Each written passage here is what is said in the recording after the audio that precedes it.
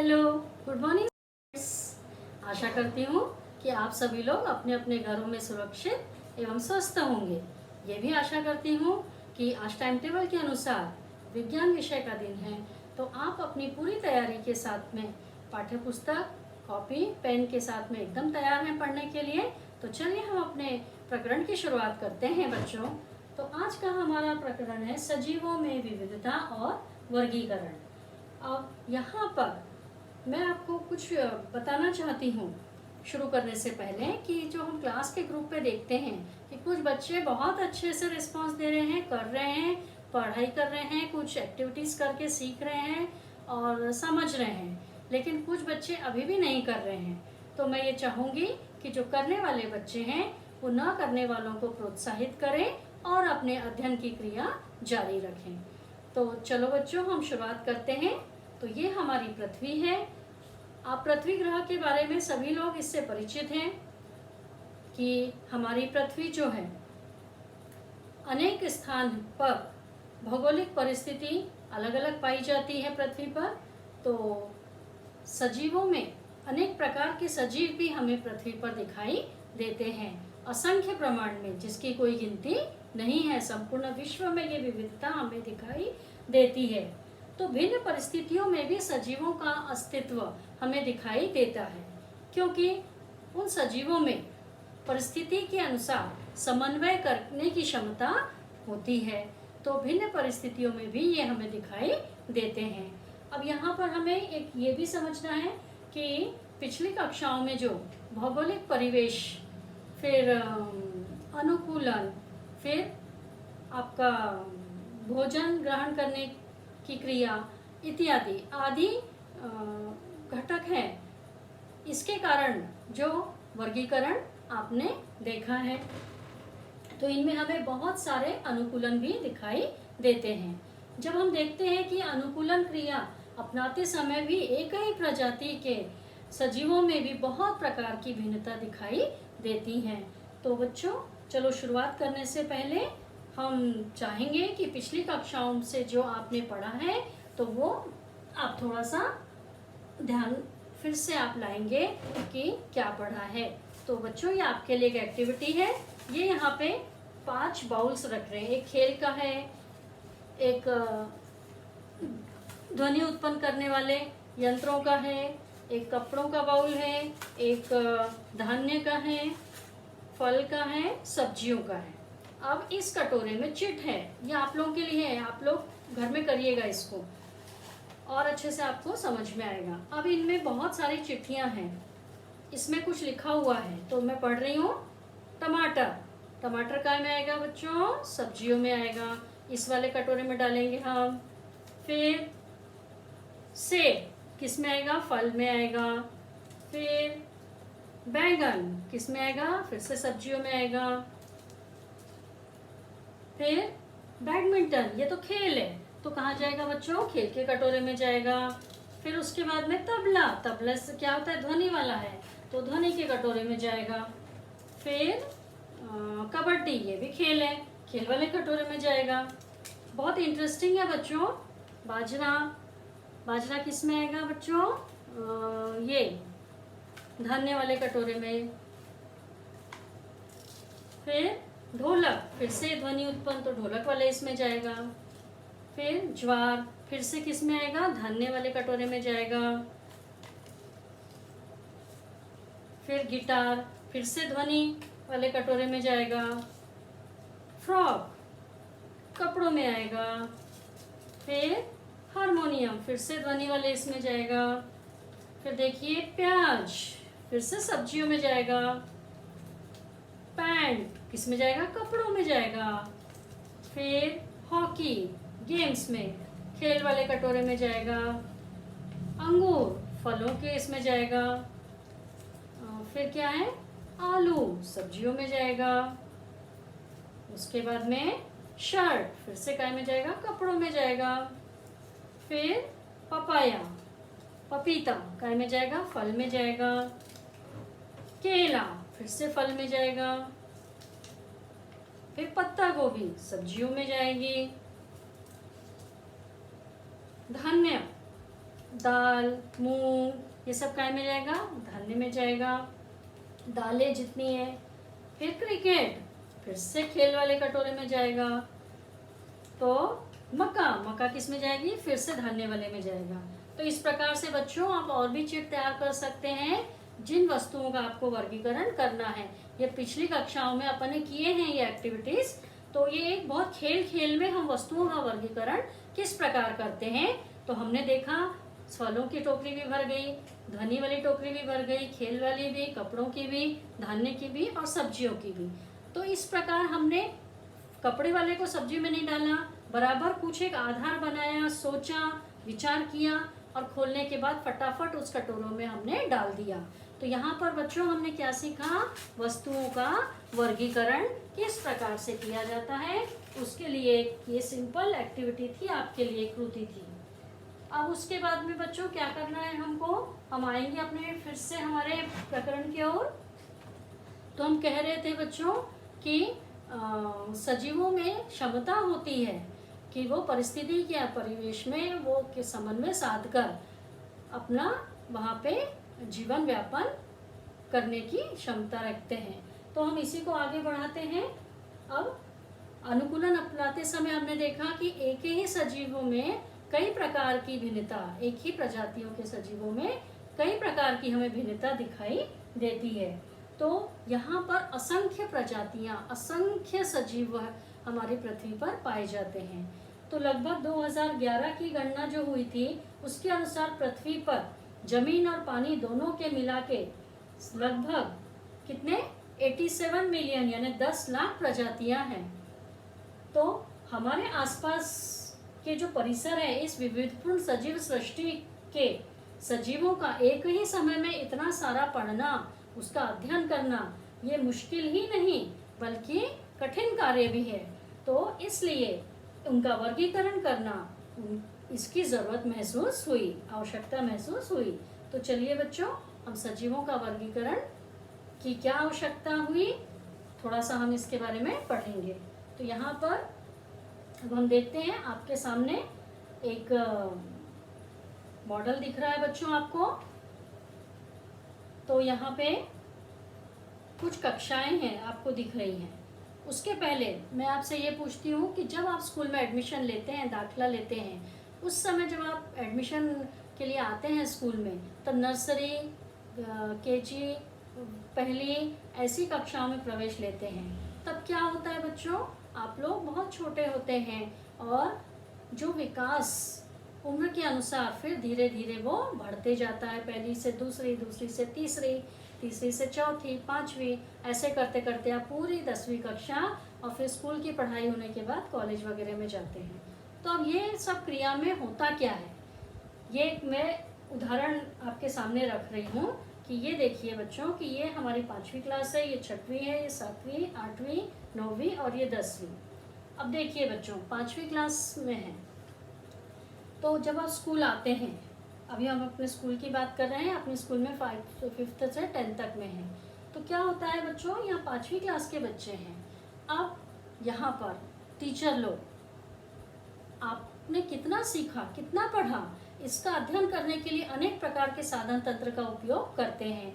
जैसे कुछ मौखिक परीक्षा, वाचन, लेखन, फिर कुछ कृति करना, कुछ एक्सपेरिमेंट करना, कुछ कॉम्पिटिशन्स लेना, क्विज कॉम्पिटिशन हो गया, विज्ञान प्रदर्शनी हो गई, ऐसे अनेक प्रकार के आपने देखे हैं। तो 5वीं से 8वीं, पहली से 8वीं तक वो है आपको आकारिक मूल्यमापन में ये सारी चीज़ें होती हैं। और उसके आधार पर कुछ लिखित परीक्षा लेके ऐसे साधन तंत्र का उपयोग करके टीचर्स लोग आपका परीक्षण करते हैं और आपको अगली कक्षा में प्रवेश के लिए एक आधार बनता है कि नहीं आपने इतना किया है तो अब आपकी लेवल बढ़ गई। अब आप जाएंगे, कहाँ जाएंगे बच्चों? 5वीं से 6वीं में जाएंगे। यहाँ पे देखिए 5वीं से 6वीं में, फिर 6वीं क्लास में फिर से ऐसे ही होता है आपके साथ में। फिर आप जाते हैं 7वीं क्लास में, फिर 7वीं क्लास में फिर से परीक्षा देते हैं। टीचर्स लोग आपका ये सब अध्ययन करते हैं कि कितना आपने सीखा, क्या किया। फिर जाते हैं आप 8वीं क्लास के लिए, फिर 8वीं क्लास से आप जाते हैं 9वीं क्लास के लिए, और ऐसे करते करते आप कहाँ आ गए बच्चों? 10वीं क्लास तक आ गए। तो यहाँ होता क्या है कि यहाँ पे अनेक स्थान पर अनेक कक्षाओं में आपके लिए एक क्राइटेरिया है जिसको आपको पास करना होता है, और वो क्राइटेरिया पास करते करते बच्चों आप अगली कक्षा में जाते हैं। अगर वो आधार नहीं रखा तो समझो कि आप जो है ये स्कूल में ऐसे ही खड़े हैं ग्राउंड पर, और ऐसे ही टीचर्स लोग भी हैं। क्या आपको टीचर्स लोग बराबर समझ पाएंगे कि आपने कितना सीखा है, नहीं सीखा है? कोई आधार होगा क्या? नहीं होगा। और उसके साथ साथ फिर क्या है बच्चों? एज है। दूसरा फैक्टर क्या है? एज है, उम्र। कितनी उम्र के बच्चे कितने क्लास में होने चाहिए? जैसे ज़्यादातर बच्चे 5वीं के, लगभग उनकी उम्र एक जैसी ही होगी। ज़्यादातर 99% ऐसा ही होता है। 6वीं क्लास में भी वैसे ही होगा। क्या 5वीं की बच्चों की उम्र 6वीं की एक होगी क्या? नहीं होगी, फर्क होगा। फिर आगे आएंगे 7वीं में, फिर ज़्यादा होगी। फिर 8वीं में आएंगे, फिर ज़्यादा होगी। लेवल भी बढ़ेगा, उम्र भी बढ़ेगी। तो ये एक आधार है जिससे आपकी लेवल बढ़ते जा रही है। अब ये जब आप लेवल बढ़ते जा रही है बच्चों आप लोगों की, तब आप लोग क्या कर रहे हो? ज्ञान हासिल कर रहे हो, सीख रहे हो। और वो सीखने की क्रिया में आपको फिर एक आधार दिया जाता है। कैसा? साधन तंत्र, मौखिक रूप में, फिर लिखित परीक्षा, प्रयोग, एक्टिविटीज़, ऐसे अनेक प्रकार के साधन तंत्र का उपयोग होता है।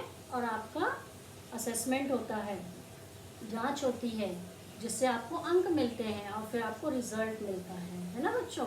तो ये मैं इसलिए दिखा रही हूँ आपको कि आप लोग अपने स्कूल से, अपने कक्षाओं से बहुत फैमिलियर हैं। अब बच्चों एक और चीज़ बताती हूँ मैं आपको कि जब आपको क्लास में जाते हो, प्रेयर में भी देखिए आप लाइन से बराबर क्लास वाइज खड़े होते हैं, तो वहाँ पर भी एक आधार है, वर्गीकरण हो गया कि ये 5वीं क्लास की लाइन है, 6वीं क्लास की लाइन है, 7वीं क्लास।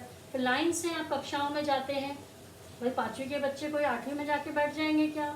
9वीं में बैठ जाएंगे क्या? ये सब आपने देखा है, इतने सालों से स्कूल में आ रहे हो। तो ये भी एक प्रकार का क्या है? वर्गीकरण है। तो यहाँ पर अब मैं अपने टॉपिक में कैसे हम इसको सजीवों में विविधता में अप्लाई कर देंगे उसके बारे में आपको बताने वाली हूँ।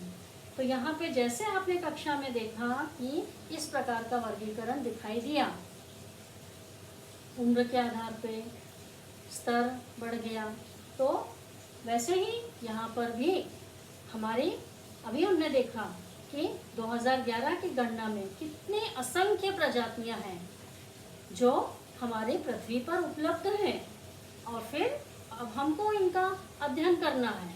तो कुछ आधार चाहिए यहाँ पर भी, जैसे हमने कक्षाओं में देखा कुछ आधार है, तो ऐसे ही यहाँ पर भी हमें आधार की आवश्यकता है। तो इस आधार पर कुछ समानताएं होती हैं, कुछ विषमताएं होती हैं, यानी अंतर। ये ध्यान में रखते हुए इनके समूह और उपसमूह बनाए जाते हैं।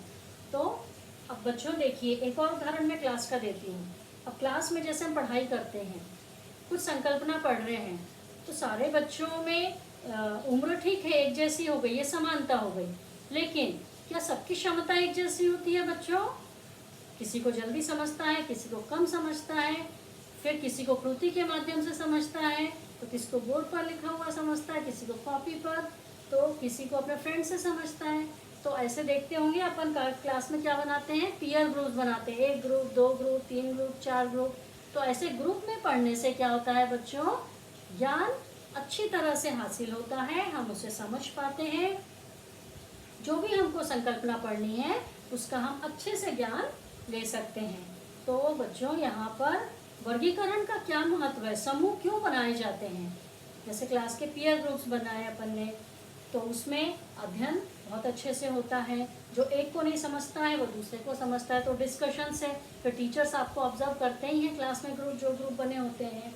तो बच्चों वर्गीकरण का क्या महत्व है कि हमने कोई भी संकल्पना को अच्छे से समझना, सरल तरह से समझना और नई कृति का भी विकास करना। अब जरूरी नहीं है कि जो टीचर ने दिखाई है वही आपके पास कोई दूसरी भी हो सकती है, तो आप अपनी कृति भी तैयार करते हैं और दूसरे बच्चे भी उसको देखते हैं। तो एक अध्ययन की क्रिया, अध्ययन अध्यापन की क्रिया जारी रहती है कक्षा में अपने। अब ये जो वर्गीकरण है सजीवों में, अब हम अपने टॉपिक पे आएंगे। तो जो सजीवों में वर्गीकरण है, इसके भिन्न भिन्न आधार हैं, जैसे आकार, रंग, फिर अनुकूलन अभी हमने देखा, फिर रचना, ऐसे अनेक प्रकार के आधार हैं जिसके कारण हम वर्गीकरण करने में सक्षम हो पाते हैं। तो वर्गीकरण हम अपनी सरलता के लिए कि अध्ययन अच्छे से हो सके, सजीवों की विशेषता पहचान सके, तो इसलिए वर्गीकरण किया जाता है। तो बच्चों, यहाँ पर जब हम वर्गीकरण करते हैं तो उनके गुणधर्म में कुछ समानताएं होती है, कुछ असामान्यताएं होती है, जिसको विषमताएं कहते हैं। तो ये वर्गीकरण करते समय हमें बहुत सारी चीजों का पूर्ण रूप से, आंतरिक रूप से अध्ययन आसानी से समझ में आता है, इसलिए वर्गीकरण किया जाता है।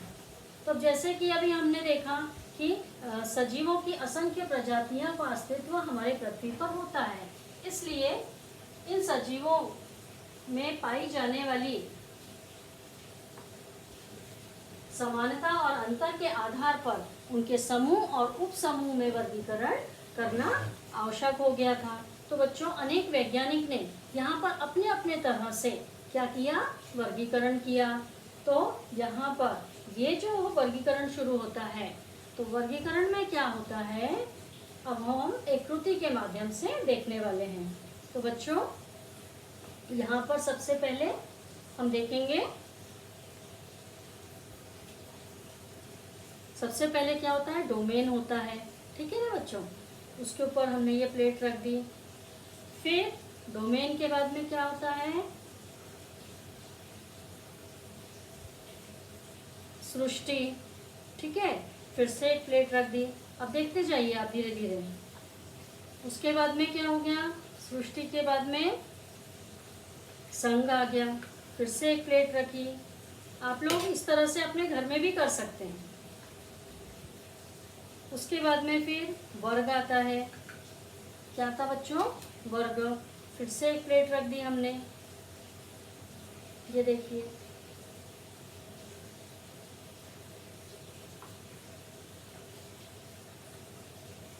वर्ग हो गया। वर्ग के बाद में क्या आता है, क्रम हो गया।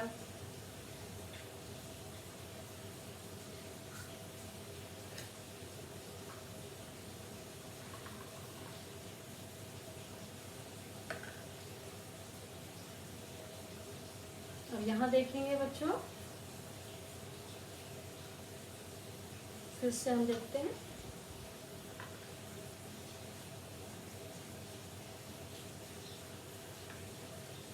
तो यहाँ पे देख रहे हैं हम क्या तैयार हो रहा है बच्चों, टॉवर तैयार हो रहा है, ठीक है ना। हाँ, क्रम के बाद बच्चों क्या आएगा, फिर यहाँ पे परिवार आएगा। फिर अब यहाँ देखिए, परिवार के बाद क्या आएगा, वंश आएगा। फिर वंश के बाद में क्या आएगा बच्चों, जाति आएगी। तो यहाँ देखो बच्चों, यहाँ क्या तैयार हुआ है, यहाँ टॉवर तैयार हो गया। अब इस टॉवर वर्गीकरण करते समय यहाँ पर एक टॉवर बनता है जिसको हम पदानुक्रम कहते हैं, तो इंग्लिश में हायरार्की कहते हैं। तो यहाँ पर क्या तैयार हुआ बच्चों, टॉवर। तो वर्गीकरण का पदानुक्रम तैयार हुआ। तो ये एक कृति है।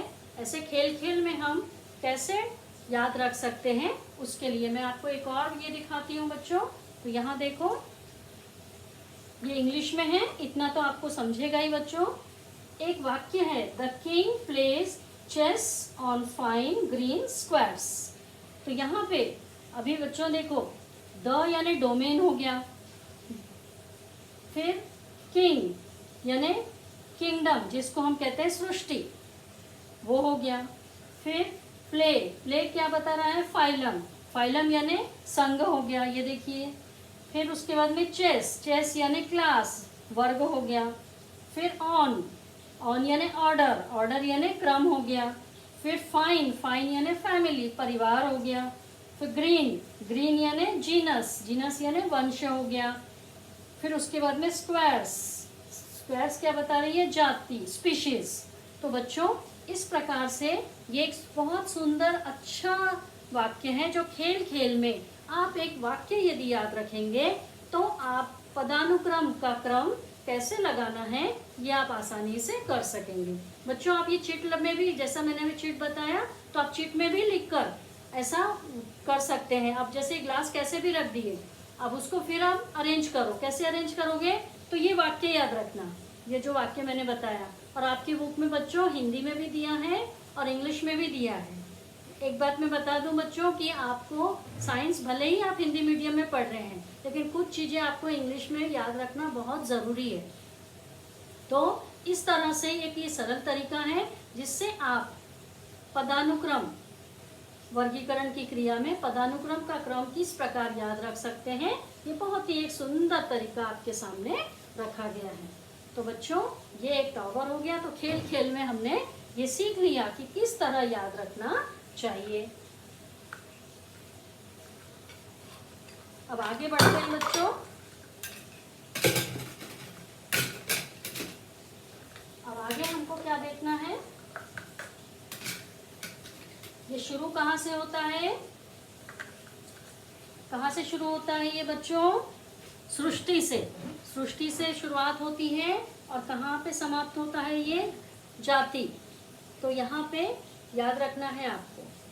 अब एक चीज और मैं आपको बताना चाहती हूँ कि ये तो आपने देख लिया अभी कि वर्गीकरण का पदानुक्रम क्या होता है एक कृति के माध्यम से। अब यहाँ पे हमको देखना है कि अब प्रत्येक सजीव को पहचानना भी है, तो कैसे पहचानेंगे। तो उसके लिए मैं एक उदाहरण आपके सामने रखती हूँ। मान लीजिए अपनी क्लास में 25 बच्चे हैं। अब 25 बच्चों में से 2, 3 या 4 ऐसे बच्चे होते हैं जिनका एक ही नाम होता है, जैसे किरण, लीना, अजय। अब मान लीजिए 2 नाम के बच्चे हैं या 3 नाम के बच्चे हैं, फिर आपको उन बच्चों के बारे में क्लास में कुछ बताना है टीचर को।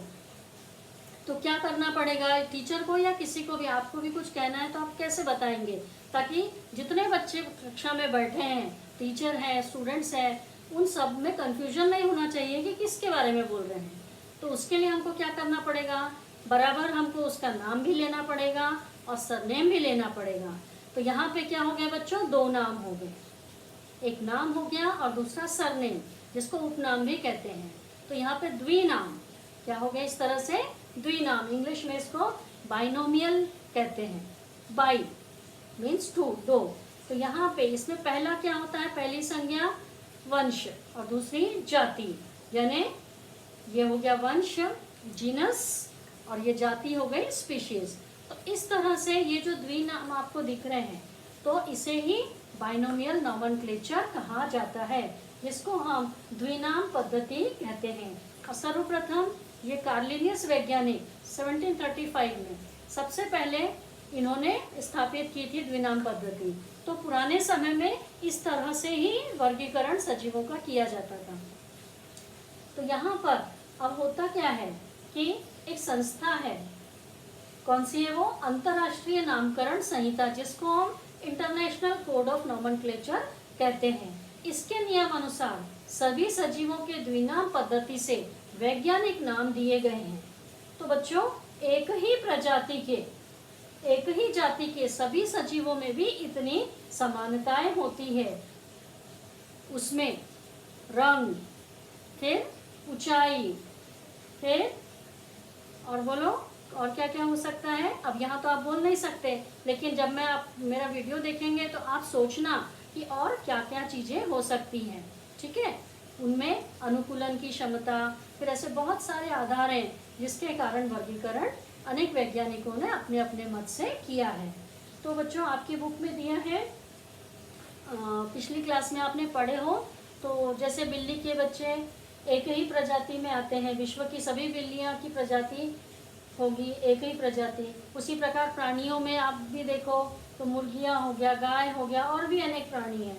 फिर वनस्पतियों में जैसे देखेंगे आप, आम है तो आपको आम के कितने ये मिलेंगे। अब इसके लिए मैं एक फिर से उदाहरण देती हूँ आपको। गुलाब की अलग अलग वेराइटीज़, अलग अलग भिन्नता आप रंग के रूप में देखते हैं। फिर आप देखते हो जासवंत का फूल, तो जासवंत के फूल के भी आपने अनेक प्रकार के रंग देखे हैं। तो ये सब क्या है, भिन्नता ही तो है, जीनस भला ही एक ही है, वंश एक ही है पर उसकी जाति अलग है।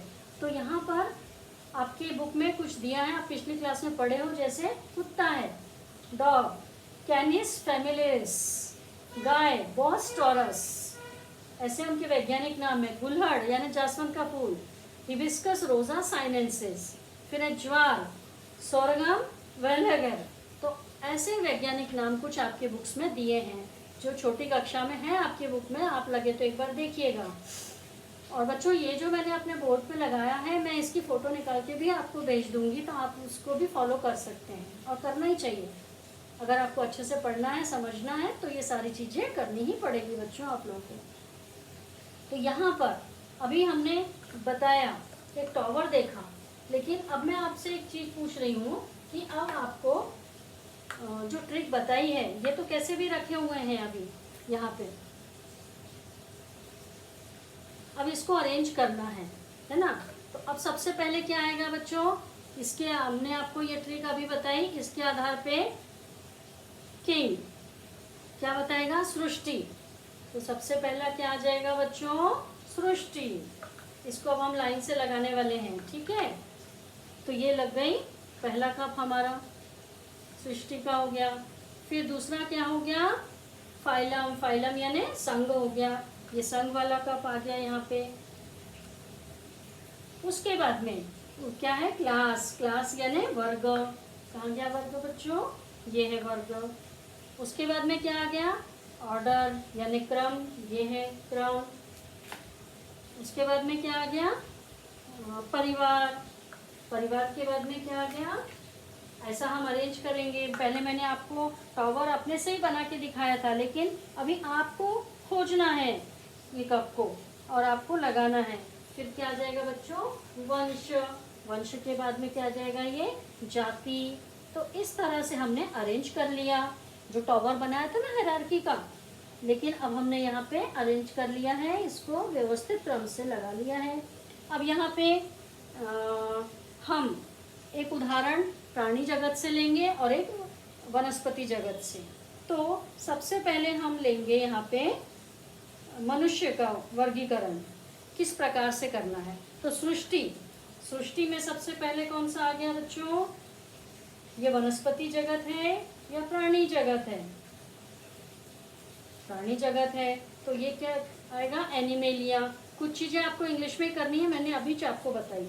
उसके बाद में फिर क्या है बच्चों, दूसरा संघ। तो अब संघ क्या आ जाएगा, कॉर्डेटा, ये है।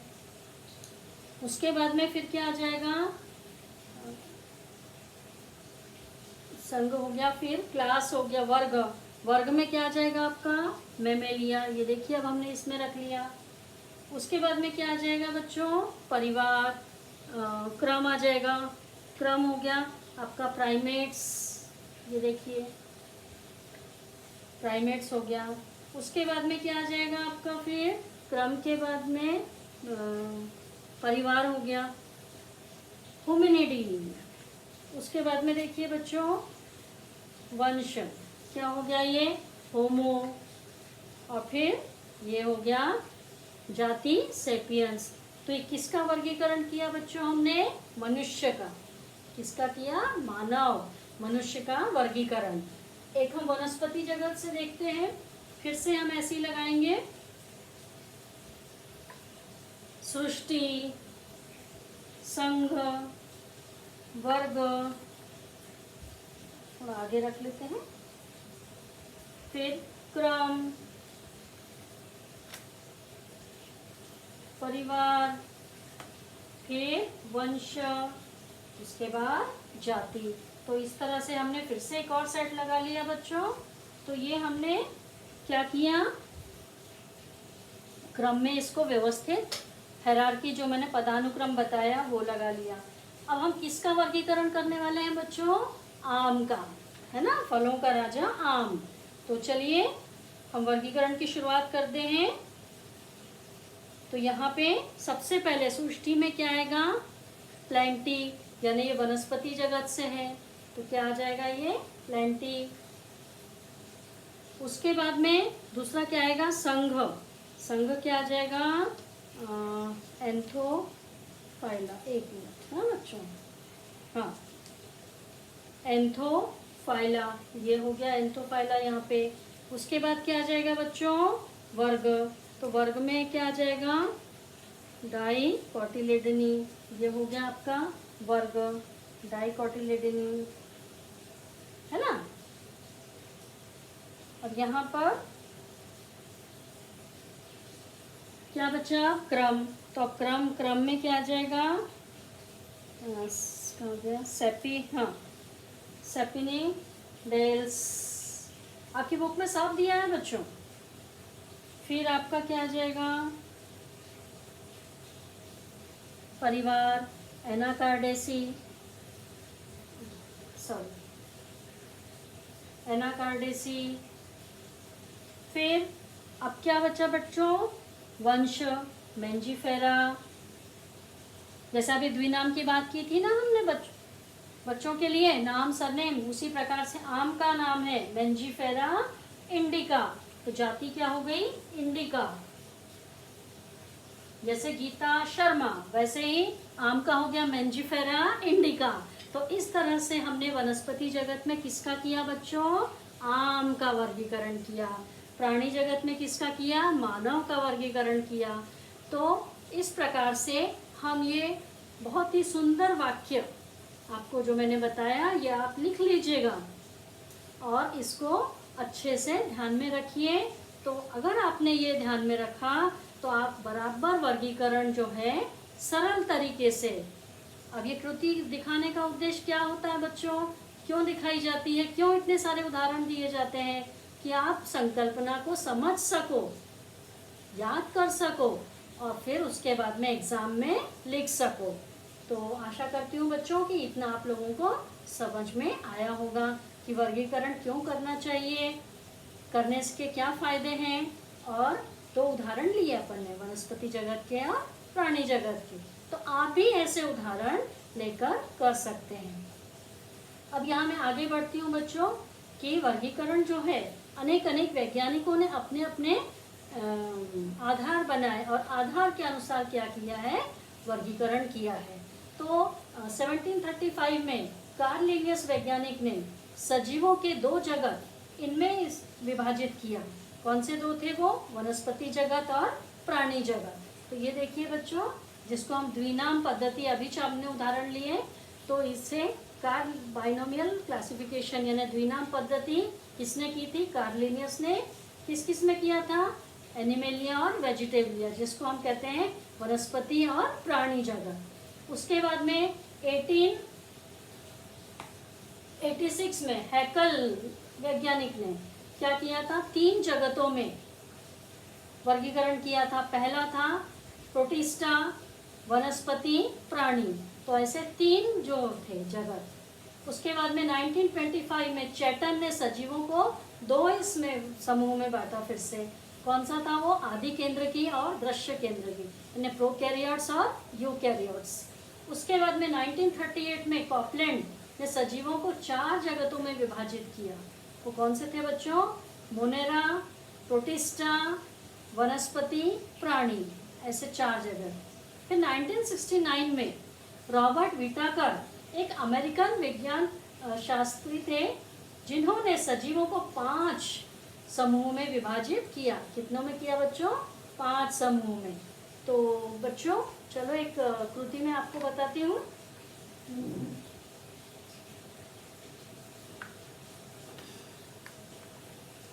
अब ये कृति जो है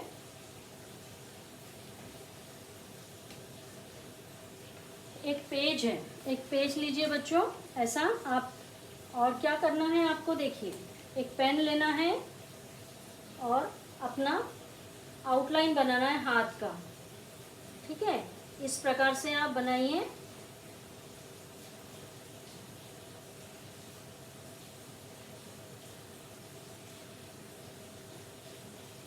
ये आपने ऐसा हाथ का स्केच बना लिया। अब यहाँ पे क्या है, ये 5 उंगलियां हैं, है ना। तो अब यहाँ पे हमको एक आकर्षित तरीके से हमने आपके सामने कृति प्रस्तुत की। अब यहाँ देखिए, ये मैंने आपके लिए तैयार किया था। ये है सजीवों का वर्गीकरण। तो ये जो आपने तैयार किया, अब शुरुआत कहाँ से हुई है? 5 जगत बोले हैं ना, 5 समूह। तो मोनेरा, प्रोटिस्टा, कवक, वनस्पति और प्राणी। तो इस तरह से आप 5 उंगलियों में इस प्रकार से कृति के खेल खेल के माध्यम से 5 नाम सरलता से याद रख सकते हैं। तो ये जो अभी बनाया है स्केच हाथ का, तो ये आप अपनी कॉपी में भी बना के प्रैक्टिस कर सकते हैं। 2-3 बार खेल खेल में आपने यदि ऐसी कृति करके पढ़ लिया ना बच्चों, तो आपको 5 समूह याद हो जाएंगे। एक और कृति आपके सामने बच्चों,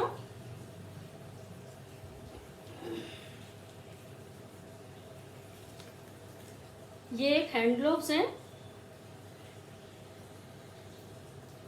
अब यहाँ देखिए,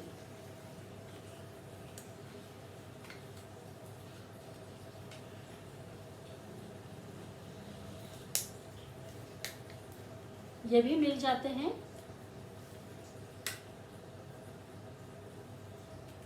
तो ये हैंड ग्लोव्स जो हैं, ये हमारे हाथ के पंजे, ये देखिए।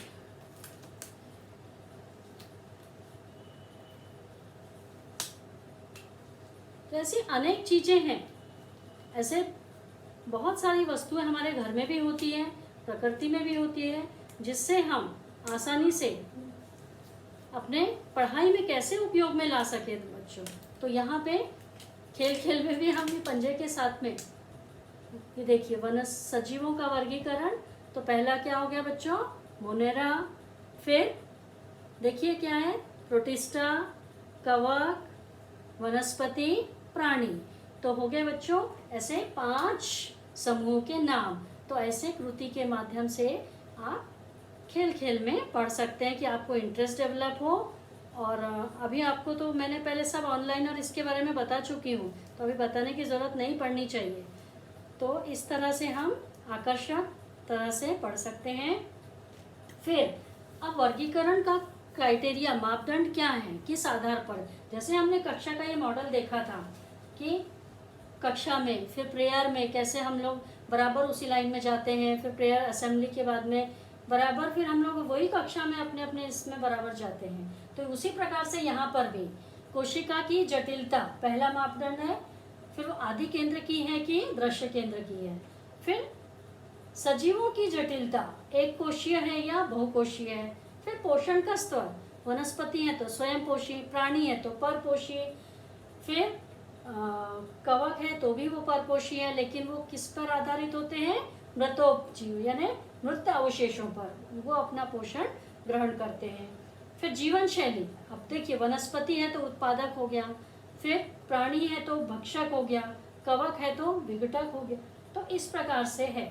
फिर वंशावली संबंध, अब आदि केंद्र की से दृश्य केंद्र की, फिर एक कोशीय से बहुकोशीय। तो इस प्रकार जो है 5 मापदंड रॉबर्ट विटाकर ने दिए हैं, जो आप लोग बुक्स में पढ़ रहे हैं। तो बच्चों, मैं उम्मीद करती हूँ कि आपको जो बताया मैंने वो समझ आया होगा, और आपके पास कुछ नई और दिमाग में आइडियाज़ हैं तो ज़रूर आप प्रोजेक्ट्स के रूप में घर में करिए और अच्छे से पढ़िए। तो आप भी, हम अपने क्लास को एंड करते हैं यहाँ पे।